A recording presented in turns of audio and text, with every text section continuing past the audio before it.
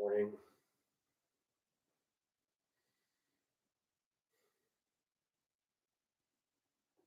Welcome to Studio 101. My name is Josh Kane, and this is a semi-regular satsang that I'm carrying on in the spirit of strength and healing through a difficult time.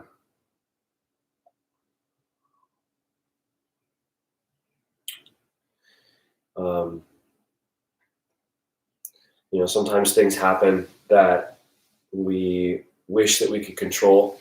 Sometimes things happen that we wish that we could change.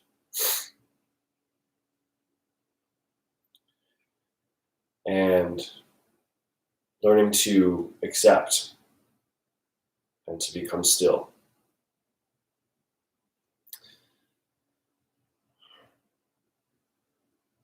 To be able to reflect and notice what really comes up when a state of loss is experienced, when an experience of loss is experienced, and then the state that emerges within you is either welcomed and received and felt, or it's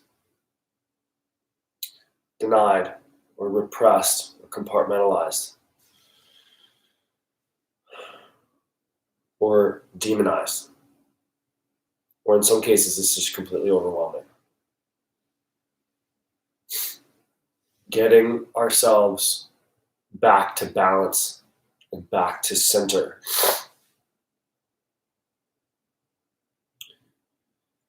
so that we're not constantly drawn in the direction of our emotions.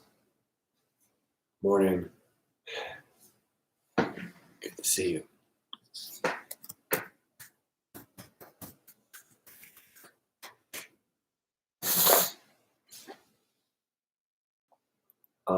That's a spiritual practice. It's a spiritual practice that has many layers, many psychological and emotional, energetic layers. And some people choose to add in a spiritual layer to that process, where spirituality and a connection to a spiritual life.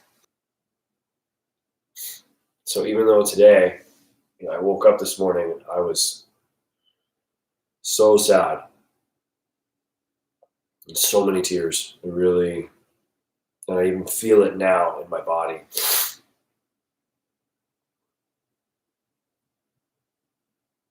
And part of me didn't want to be present or be seen in that like this. But my best efforts right now are to stay consistent and to stay close to the teachings, trusting that even though I might not understand fully why I feel the way that I feel,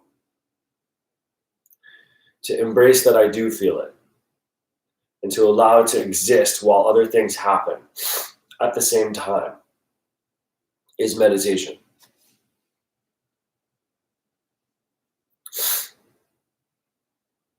Because there's always going to be some kind of distraction. There's always going to be, when you sit down to close your eyes and come to your mat, come to your meditation cushion, or you just want to find a little bit of peace. It's not even about meditation. It's just about taking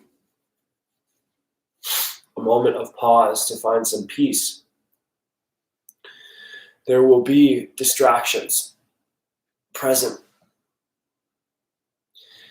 And learning how to stay with yourself, how to stay with what you feel and create space around you for your own reflection and for your own healing.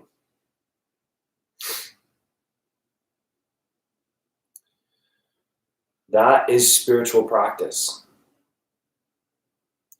because you're turning towards yourself and you're learning how to set boundaries and learning how to make space for things as they are, but without allowing them to paralyze you, cripple you.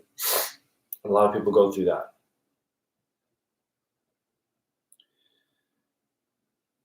And remaining steady, remaining on path and on purpose, even amidst struggle and confusion and doubt and grief, sadness, anger.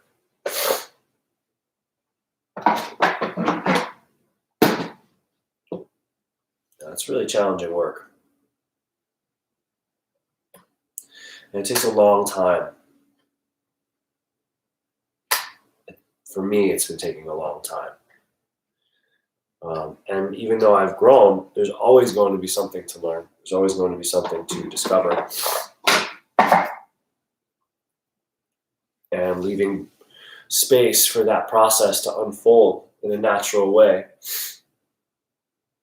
without trying to force the work. I think I do that a lot. I get so excited and I comprehend things so quickly that I try to force progress and try to force change. But progress happens, change happens. And what I'm learning through all of this is to be steady and to take time to feel what it is that comes up in a state of sadness or grief or loss.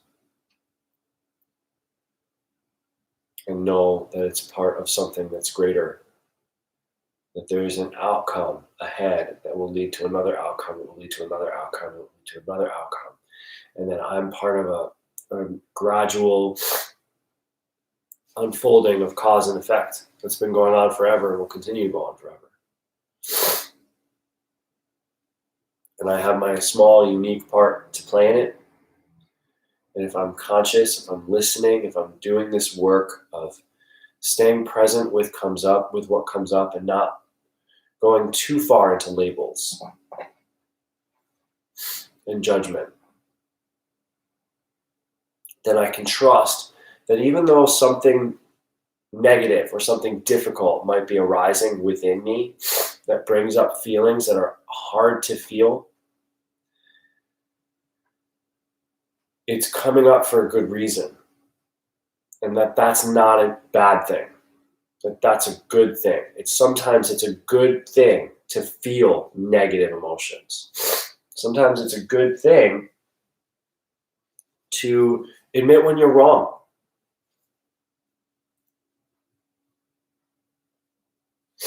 Sometimes it's a good thing to step back and say, hey, not right now.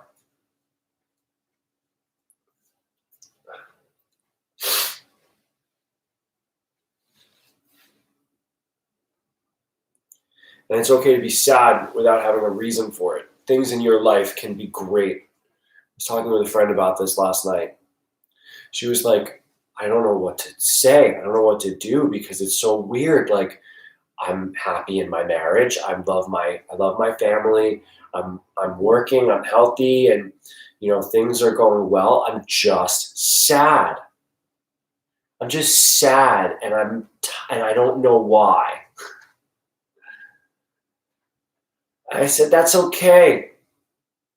The both of them can exist at the same time. You can be happy with the things in your life and feel sadness.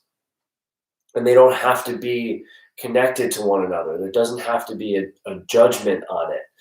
The happiness can be a foundation, and the sadness can be a vibration that moves through that foundation and somehow releases patterns and somehow helps to let go of that which maybe has not been forgiven, maybe has not fully been felt or acknowledged.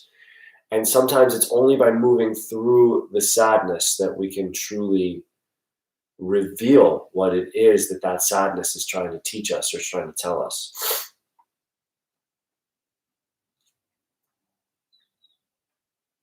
It's the same thing with happiness too. Sometimes a person has everything around them falling apart and everything around them is just not making sense. And they're like, well, this is just the way it is right now. It's all good. God has a plan. I'm part of something that's greater than myself. And it doesn't become a preachy religious thing. It doesn't become what's the word? It's not projected onto other people. Where it's like, hey, it doesn't matter what's going on in your life. Just be happy anyways. You know, we all need to feel the way that I feel. Everyone should understand the experience that I've had. And I'm going to then take that and I'm going to put it out onto the world. And I'm going to say that now that I've found this experience, every single person needs to find this experience. Now that I've found this truth, this is the truth. And it's my job to make every single person realize the truth. Nope, not here. We're all going through something different. And what I learn is a benefit to me if I can model it and I can practice it. And I can hold it in my energetic field. And then the right people will see it and they'll observe it and they'll learn from it and there will be some benefit or some value to them. But I can't take my experience and go around and try to force it onto everyone. People have to feel like their evolution is voluntary. And that's what's great about this is that, you know, taking these teachings and taking this book and this spiritual science of yoga and putting it into more of a modern context and relating the terms and, you know, where it's a little bit more gender neutral and it's really not about becoming a religious bhakti yogi, but it's about being a balanced, centered, whole, loving human who is connected to the part of themselves that's making their choices. And if it's the mind that makes choices, say, okay, how can I check in a little bit more with my heart? If it's always coming from the heart and there's not that much planning or there's not that much discernment, it's okay, well, how can I take what's going on in my heart and level it out a little bit by creating a little bit more of a plan, having a little bit more of a long view with the mind, knowing that in the end, something greater than yourself is always in control. And it's okay to feel what you feel emotionally, as long as you know, not as long as, but keep in mind, as you're feeling those things, that they're coming up for a reason. They're coming up for a reason. They want to be addressed. They want to be healed. They want to be loved. And you want to be addressed. You want to be healed. And you want to feel loved. And you are. You are loved. You are important. You do matter. And in this time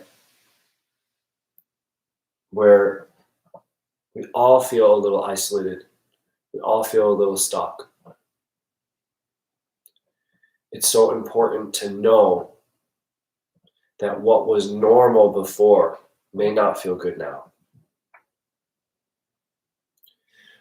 What you were able to do then to escape whatever's coming up for you or to prolong the approach towards what comes up for you, going out, seeing friends, having distraction, full reign and full access to the material world, to just the routine of life. We don't have that stuff right now. Not in the same way.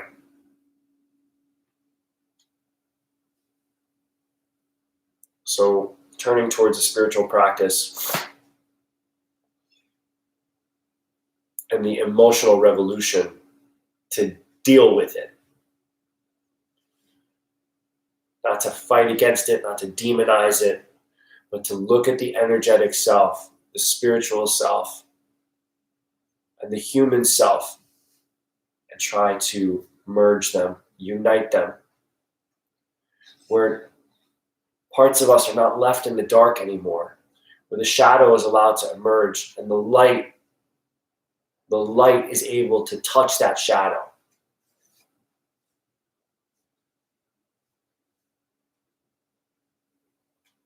And however it looks, it looks. It's not about how it looks, it's about how it feels.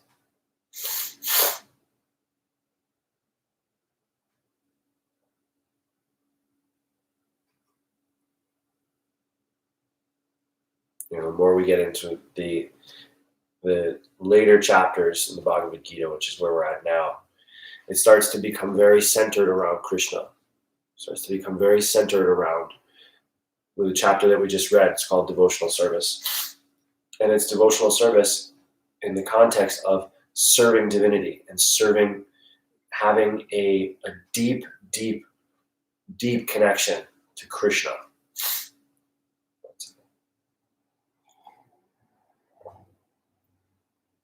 And in the spirit of making this general and non-dual, right, where it's Krishna and everything else, let's try to look at this from the perspective of there is a source of creation. It has life force and it has potency. And creation as we know it it could be a big bang, it could be evolution, it could be amoebas, that crawled up and, they lived under the ocean and they kind of grew out of the earth and then they crawled out of the ocean and, then they learned how to walk upright, and some part of that, like intermixes and intermingles, and, the animal kingdom slowly over millions and millions of years kind of rises up and learns a new skill, and all of a sudden, not all of a sudden, but then there's some sort of shift. And then humanity emerges and consciousness levels up in a way. We're no longer apes, or we're no longer beasts. And we evolve and we rise up to where we're at now. And it's not connected to something that's greater. Right? It's just sort of something that happened. Who knows what the beginning was? And then there's the idea that, God created man. Man didn't exist, and none of this stuff existed, but then God decided to make it. Creation, the 7 days of creation, or whatever you want to call it, and however long a day that is. There's a lot of talk about how long is a day of creation. Is it a day in human terms, like 24 hours, or is it a day more in terms of like an epic or an eon, where a day in God's terms is millenniums?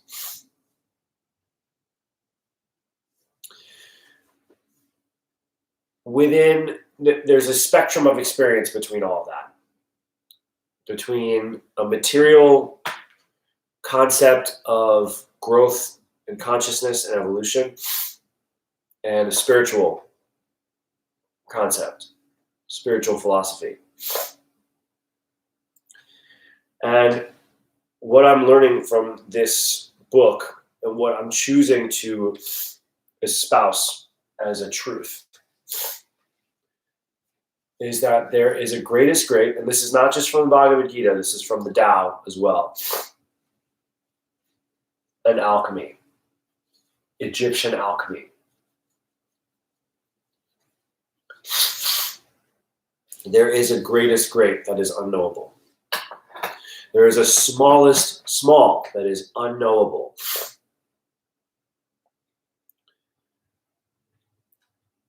And the more I trust that I don't need to know what the greatest great is, or what the smallest small is, I can start to look at things and say, there is a universal origin to life, to creation, and to consciousness.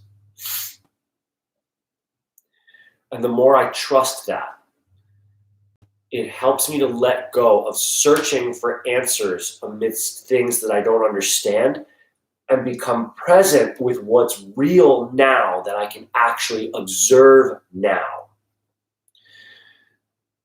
Here's a different way of an analogy.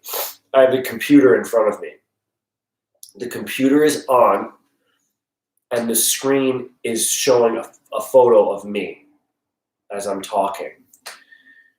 I could get really, really intense right now and say, oh my gosh, look at this computer. How does this work? Where does this technology come from? How am I able to see myself in this? And my curiosity causes me to go in and try to pull apart the computer and find myself inside of it. But then the image goes away, because now that I've taken the computer apart and I've opened it up, the whole essence of the computer as being something that's built and functions in this way, I have now taken that apart and it can't serve anymore. Because I went inside and I was trying to dig it apart and I was trying to figure something out about it. And then I'll keep going, I'll keep looking, I'll look at all these microchips, I'll look at all these parts, I'll try to be finding answers in there. But really, what I wanted, what I was enjoying was the experience of the computer as a whole thing, that I don't need to know why it is that it's working. I don't need to go in and take it apart, pick it apart, and look for myself within it, because I'm not in there. I'm out here. I'm out here enjoying and witnessing this. Then I can be present with the computer. Then I can be present with the device and say, okay, this works. I'm not exactly sure how it works. I'm not sure why it works, but I'm glad that it works, and I'm going to enjoy this experience as much as possible. I'm not going to try to pick it apart.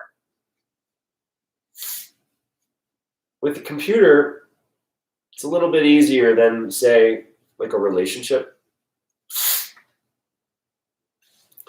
Relationships can be super tough, and I've been going through some stuff, and a lot of my morning, afternoon, and evening sadness is related to that. I'm feeling a profound sense of loss.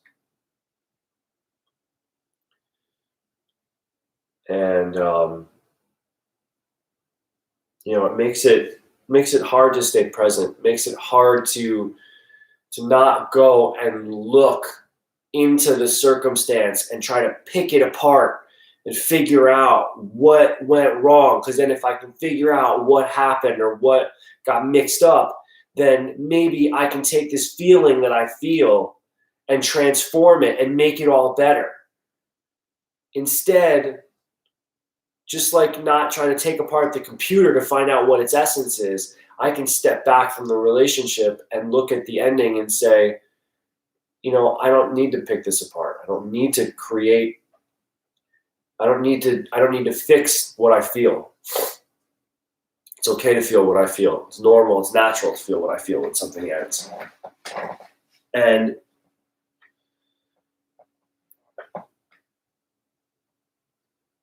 witnessing that, being steady with that, choosing to allow it and say, all right, this is coming up as a way for me to learn about myself, to learn about life, to grow and to heal. Or it can drag me down into the deep, dark depths of sadness and depression. Everything can turn at that point. And it's a choice. For some of us, it's harder than others to make that choice. If you have chronic anxiety, if you have, PTSD, or you've been abused, or you have addiction, it can be really, really difficult when your internal system isn't calibrated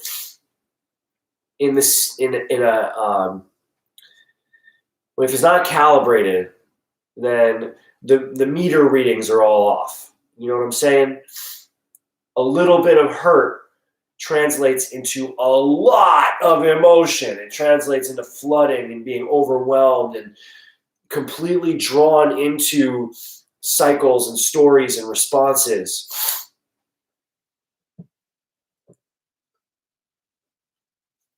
So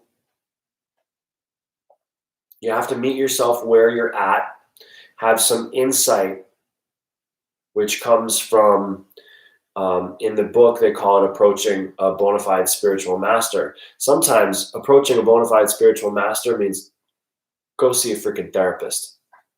Go get yourself some therapy. And there's no excuse right now. You don't have to leave your home. All you have to do is hop on a Zoom call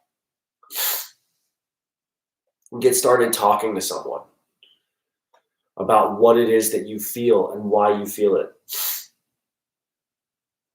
Or start digging into some of these texts and some of these practices of yoga, meditation, mindfulness, journaling.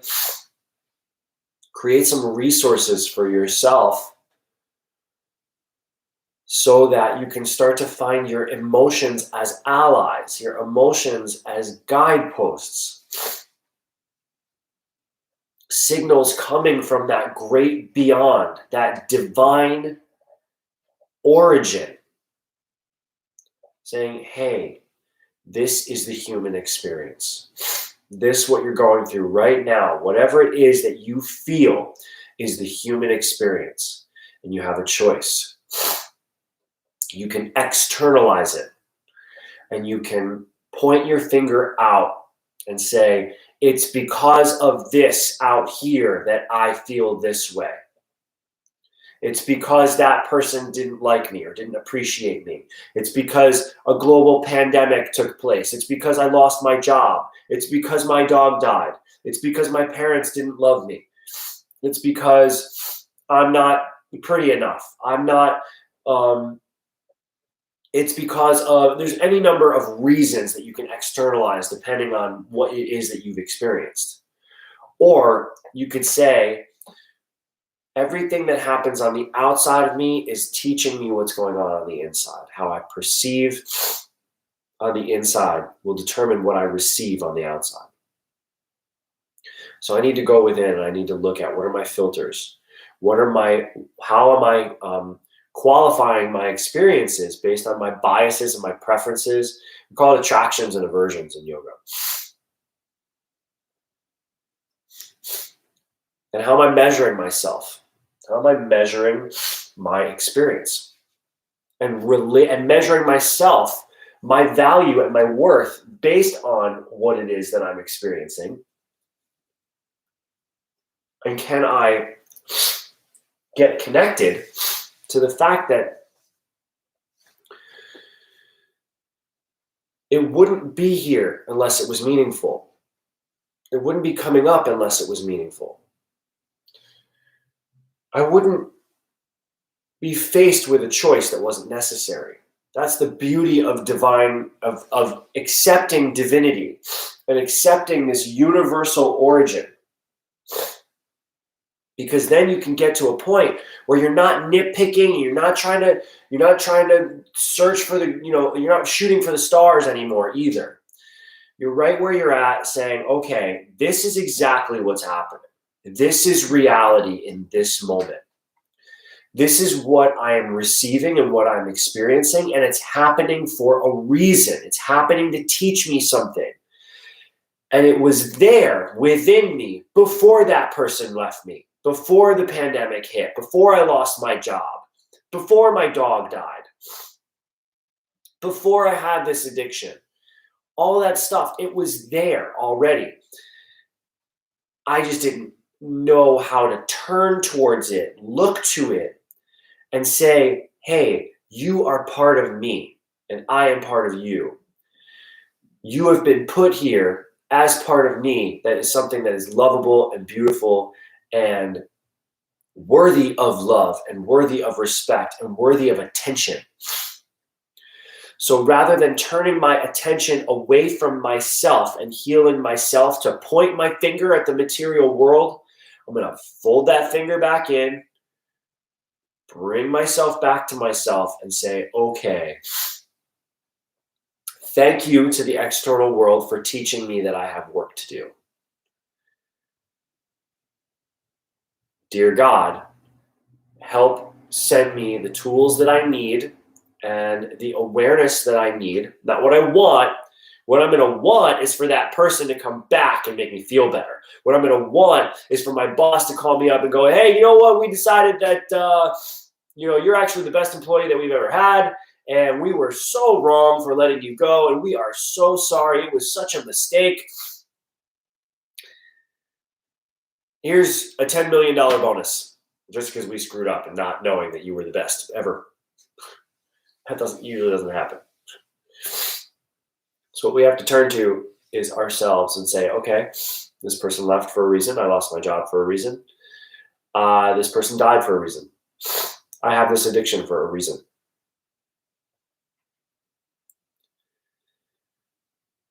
I'm sad, and there may be a reason for it. But right now, I don't need to figure it out. What I need to do is feel it. Feel it and trust that it's here for a reason. It's a good reason. And that it's okay for me to feel what I feel. And it will pass. It will pass. It might take a long time to pass, and it might come through many waves and many waves and many waves. And then you have to keep coming back to this mantra of good or bad, it's all good. This is not happening to me. This is happening for me. I'm a spiritual being having a human experience, and this is my human experience. This is part of being alive, is feeling. And would I not want to be fully alive? Would I not want to fully feel good, bad, everything in between? And be able to look myself in the eye and stand before my Creator and say, yes, I have fully lived my life. I have fully taken account of all that is me, all that I feel, and know that it came from you. It came from your divine grace and your divine wisdom to send me here with all of this so that I could become a whole person. So that I could become a fully integrated, strong, healthy human being that serves and loves and gives and trusts and still feels all these things, but doesn't externalize it and project it. Witnesses, incorporates, and then activates, taking it into action. So right now, for me, this is my action, my act of devotion to myself, to divinity, and to the teaching, to be able to say, yeah, I'm a happy person experiencing sadness, experiencing grief, experiencing loss. And it's okay to be seen in that. It's okay to feel that. And it doesn't have to be hidden. This doesn't have to turn into something where just because my face is on a screen, it's like, you become like a newscaster. You know what I mean? Like, just completely blank. Everything is the same. Total vanilla. You know what I mean? Like, it's just, bleh. No way. I have allergies. I have compulsions. I have anxiety, fear, tension, stress, insecurity, all of those things. My own inner critic is always trying to dominate the experience, just like yours.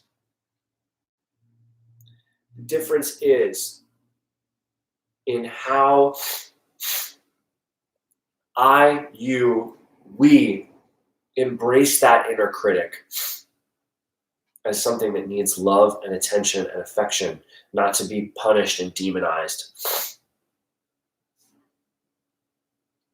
so that we can evolve and we can heal.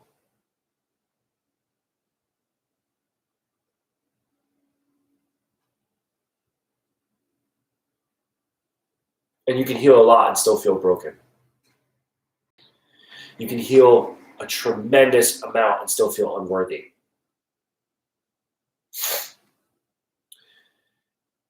Many things take time that is not in our control to release. And again, trusting divinity and knowing that your life has value, your life has meaning and purpose, and that you matter. And keep going. Keep going.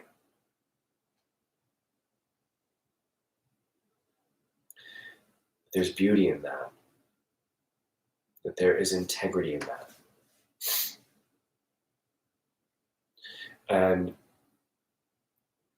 there is, on the other side of all of this, something so much better than we could ever anticipate. It can seem like a pipe dream. It can seem like you're just telling yourself this, and day after day, it's going to be the same and nothing's going to change. And when will it ever be different? And when will it ever be different? And I don't want to feel this way anymore. Just step back. Step back and allow yourself to feel it. Take time to read a good book. Take time to learn how to play an instrument. Take time and let time pass.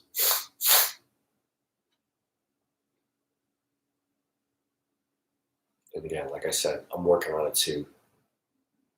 Part of the reason why things ended for me with something that was so amazing is because things happen the way that they happen, but I also feel like I just have a really hard time letting time go by. So I'm doing my best to learn.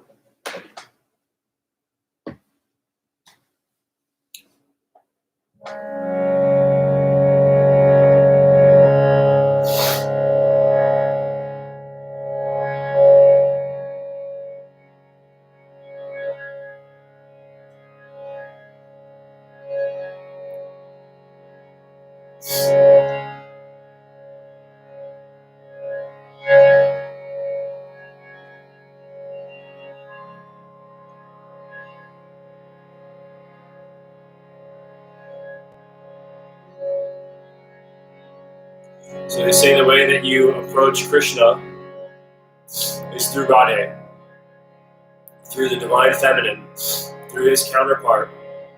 Approaching her is how you come to Krishna. Why? Because she feels divine love and devotion to Krishna. She is wholly and fully committed.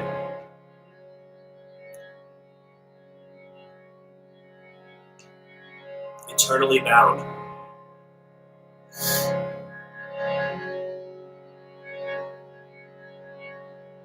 So, in order to first approach him, we approach her. She's like the gatekeeper, the model of the experience.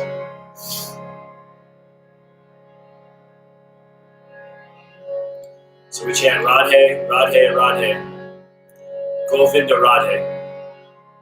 So there are two holy names, and we place the emphasis on Radhe.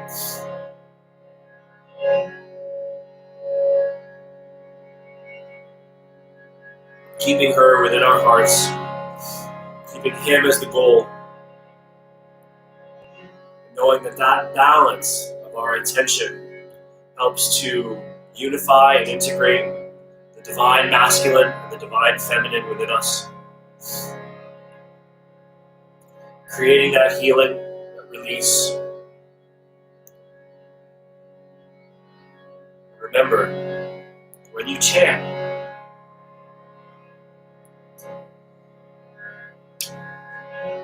God does not hear the voice. God listens to the heart.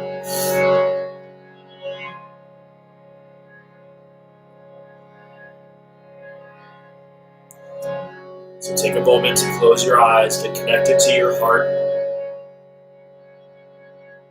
Feel the space and the atmosphere inside and around your chest, maybe feeling your pulse. Noticing your breath.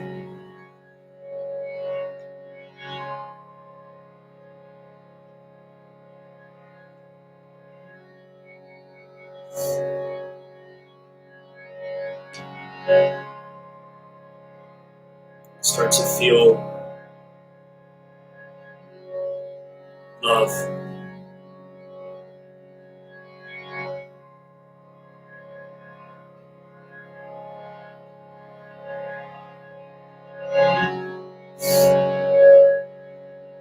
For yourself.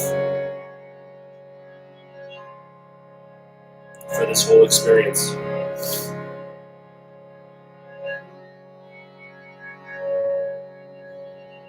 We sing and we cry out from that place.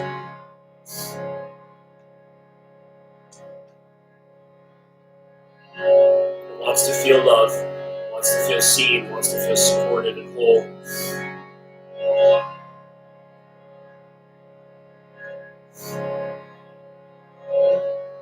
Say, Divine Mother, help me approach. Strip me of my illusions,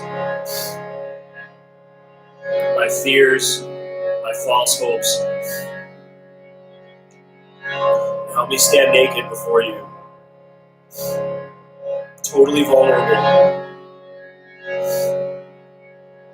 knowing that there is no wrong in your eyes.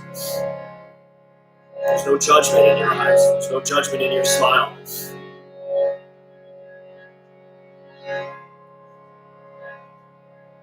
And you only see the best in me. Even in times when I only see the worst.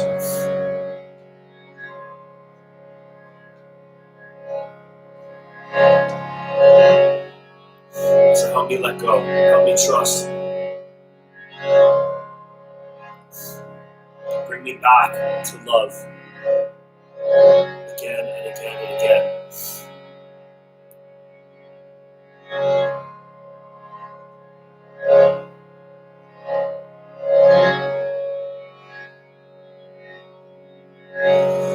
Radhe, Radhe, Radhe, Govinda,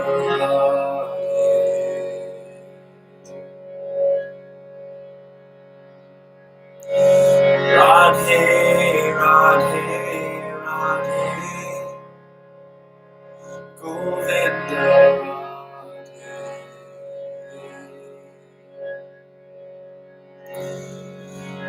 Radhe, Radhe, Radhe, Govinda, Radhe.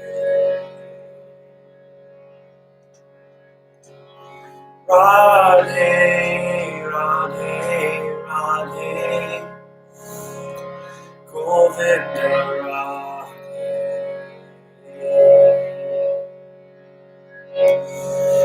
Radhe, Radhe, Radhe, Govinda, Radhe.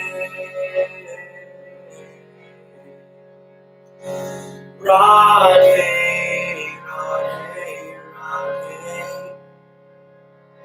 Govinda, Radhe.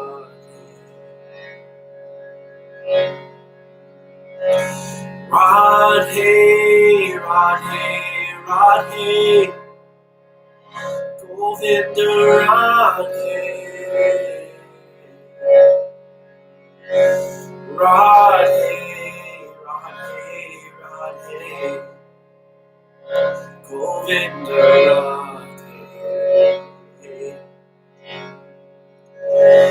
Radhe, Radhe, Radhe, Govinda, Radhe. Radhe, Radhe, Radhe, Govinda, Radhe. Oh, Radhe, Radhe, Govinda, Govinda, Radhe.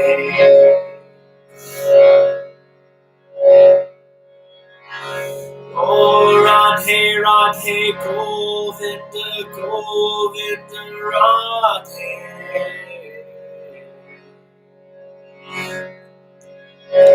Radhe, Radhe, Radhe, Govinda, Radhe.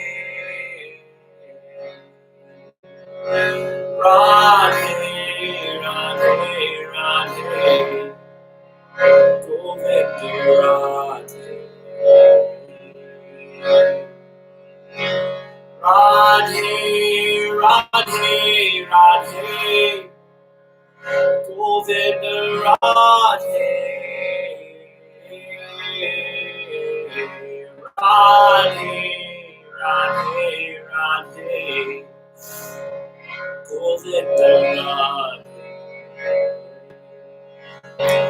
Radhe, Radhe,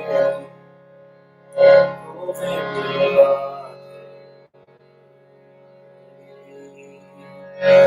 Radhe, Radhe, Radhe, Govinda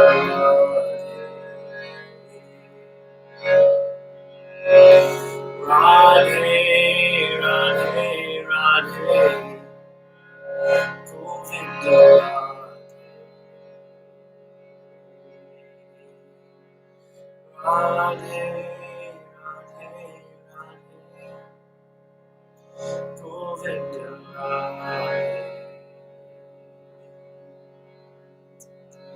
Radhe, Radhe, Radhe, Govinda Radhe.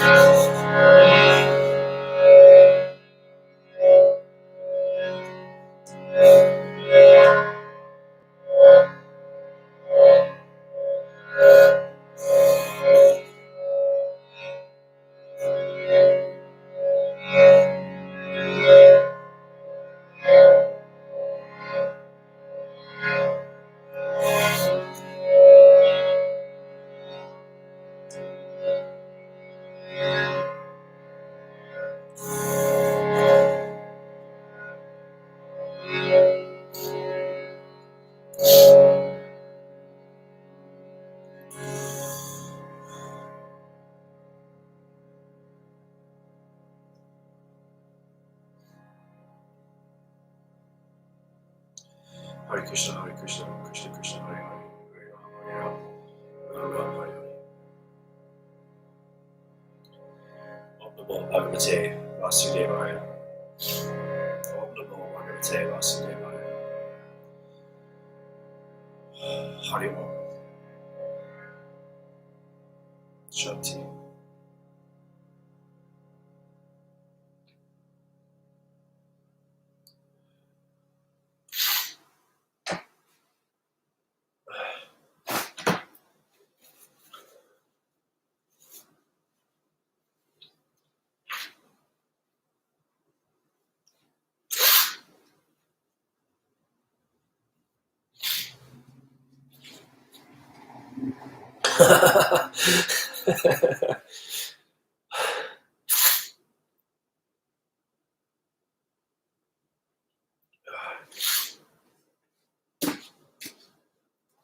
All right.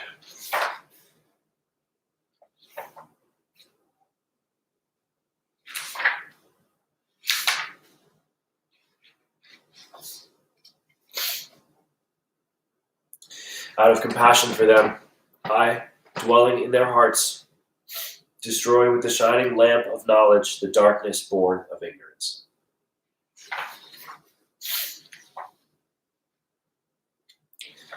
So we're entering into chapter 13. Nature, the enjoyer, and consciousness. We just came out of the chapter on devotional service, where we learn how to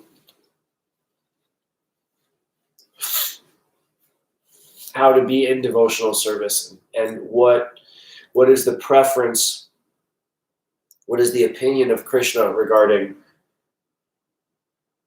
finding divinity through devotional service and through different paths of yoga and spirituality. And he says that you can do the work of devotional service in different levels. Fix your mind upon the Supreme and engage all your intelligence in me. If you can't fix your mind on me without deviation, follow regulated principles of Bhakti Yoga. If you can't practice Bhakti Yoga, just try to work for me. Just try to do good things for me. Just try to work on my behalf and send all of the, and you'll come to the perfect stage. But if you're not able to work in Krishna consciousness, then just give up the results of your work.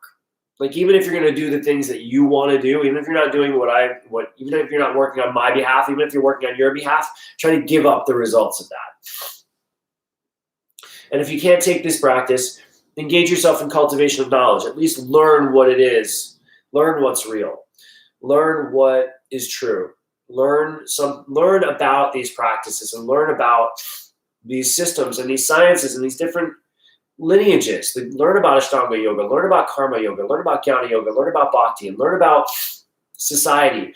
Learn about different skills. Learn about what emotions are. Learn something. Become educated. And once you become educated, you become humbled. When you become humbled through education, then you're ready to approach and to be of service and to learn. Those who follow this imperishable path of devotional service and completely engage themselves with faith, making divinity the supreme goal, is very, very dear to me. Now, that last sentence in devotional service, I just want to talk about this for a second. Those who follow this imperishable path, so this is the eternal path. If it's imperishable, it can't be destroyed or unmade. It's deathless, this path of spirituality. Completely engaging themselves, the imperishable path of devotional service, completely engaged with faith. Engaged with faith. So when you get engaged with something, you're making a promise to stay with that person. You're making a promise to be joined with them forever, or at least for this life, right? We kind of idealize the engagement and marriage thing as like, once I'm with you forever and ever and ever, Well, actually, till death do us part means that once this lifetime is over, you get to start over again. You get to re-up and you can have another life. You marry somebody else if you want.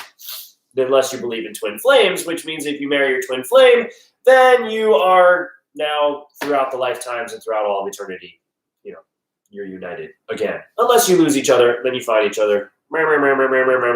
Splitting hairs all over the place. Engagement. This is saying, engage yourself with faith. Merge yourself. Put the ring on the finger of faith. Have faith through devotional service. Making me, the me is capitalized, the supreme goal. Now, when you make Krishna the supreme goal, or you make divinity the supreme goal, but you're doing it through the personal form, you are then relating yourself to the personal qualities of divinity. To say, making myself through faith transform into my highest self through my highest ideals, my highest objective in life is going to require myself bowing down and going low, saying, I am here as the servant, and I am here as the servant to the servant. Because Krishna is the ultimate servant, the one who has created and sustained all of this, because it's not all about us, but in that creation, we are able to have this experience. We're able to reflect and to live and to be conscious. I feel like I just want to hit the gong right now. We're able to evolve ourselves to become that highest self, the union of the divine masculine and divine feminine. No longer fighting to survive, no longer fighting to control, but being able to say,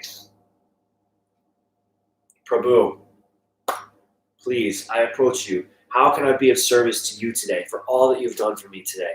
Help me get out of my small-minded, my little breakup, my little job, my little car, my little house, my me, mine. Help me take all of that stuff and just not slide it off to the side, but just say,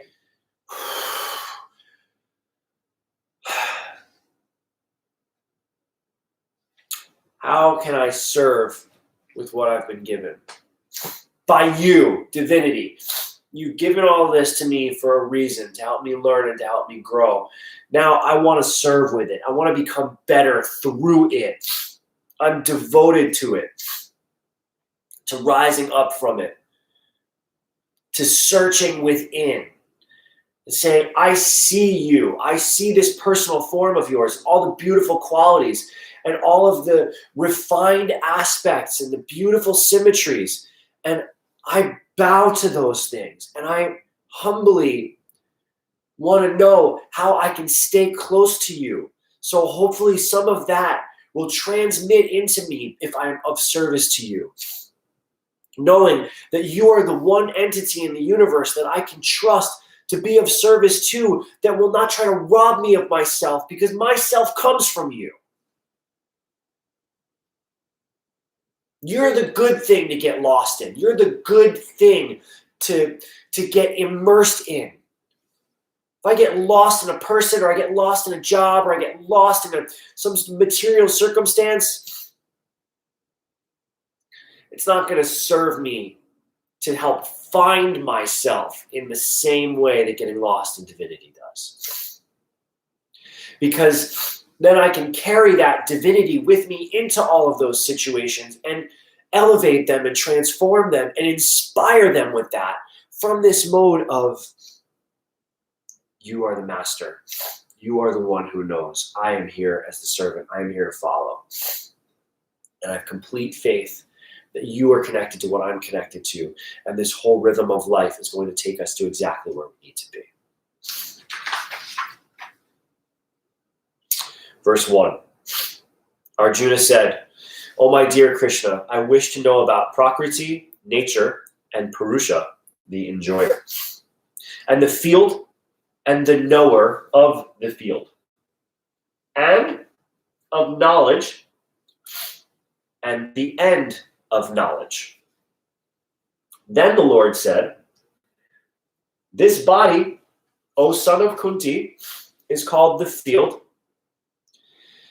and one who knows this body is called the knower of the field."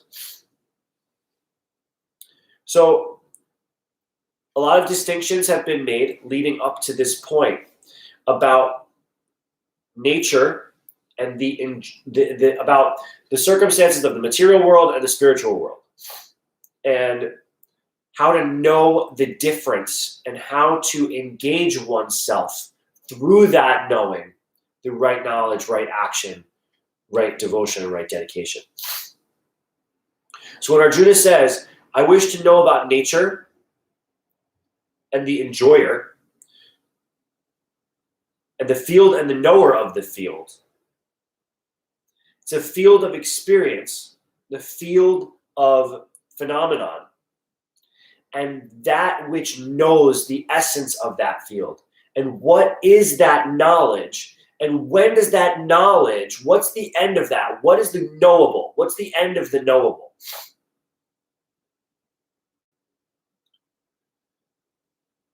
This body, which Krishna says, is called the field, and the one who knows this body is called the knower of the field. So let's see what the purport says about that. Arjuna was inquisitive about Prakriti, nature, Purusha, the enjoyer, Kshetra, the field, because it's also the field of battle. This field, right? The two armies are on the field, the battlefield. So it's the realm where choice exists. And Kshetragna, it's knower, the person who is, which is essentially Arjuna at this point, who is the person who is on that field, knows that they are on that field, and it is observing the duality. We're about out of time. About knowledge and object of knowledge. When he inquired about all these, Krishna said that this body is called the field, and that one who knows this body is called the knower of the field. This body is the field of activity for the conditioned soul. So it's the space where things happen in conditioned reality, in material reality. The conditioned soul is entrapped in material existence, attempting to lord it over the material nature. And so, according to their capacity to lord it over the material nature, they get a field of activity. That field of activity is this body. And what is this body? This body is made of senses.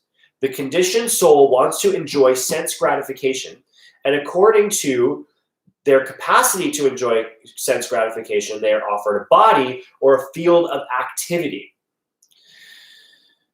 So I think that what this is saying is that whatever senses you're looking to gratify, or whatever you're looking to accumulate for yourself as activity, will show up for you in the material world as an opportunity to satisfy that through the senses.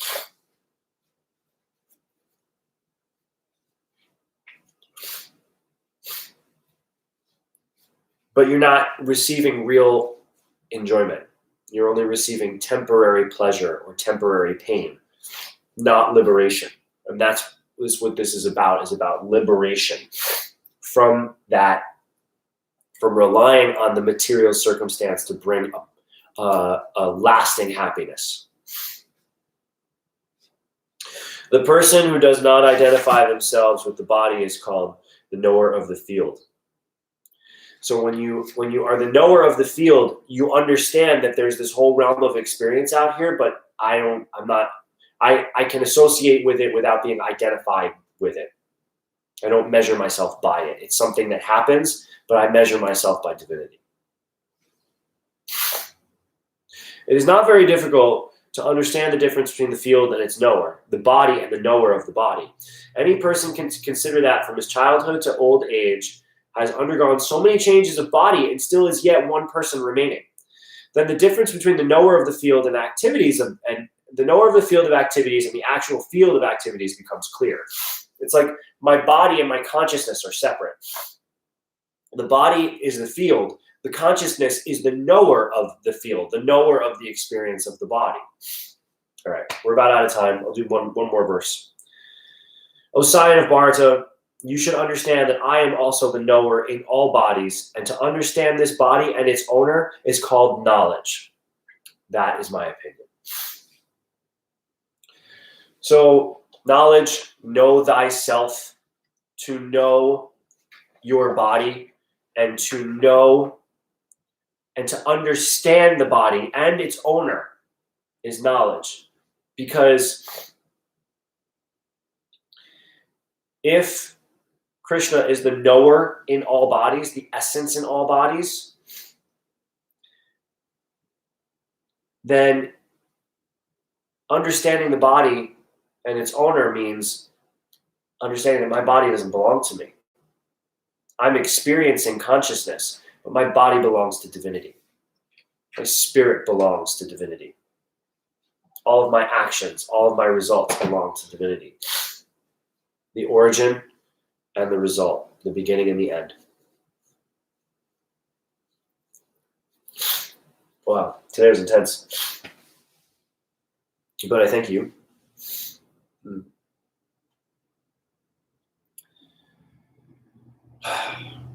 And I just want you to know that whatever you're going through, it's okay.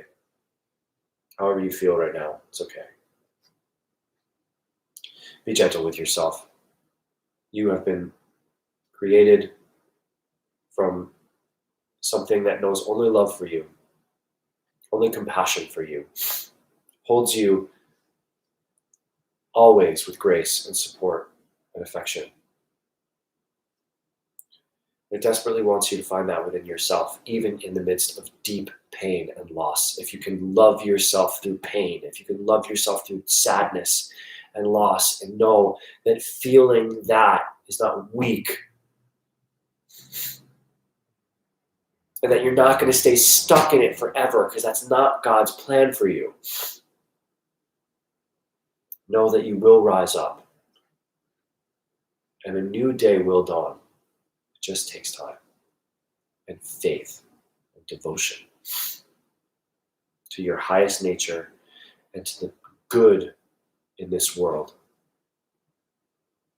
So try to remember that today as you move into your day. This world is good and you are good. And that it's all going to be okay. You might not be able to see that right now or feel it right now, but tell it to yourself anyways, through the tears and through the struggle and through the pain. God has a plan. It's all going to be okay. I'm supposed to feel this right now. It's okay to feel this right now. And just let it move and let it flow.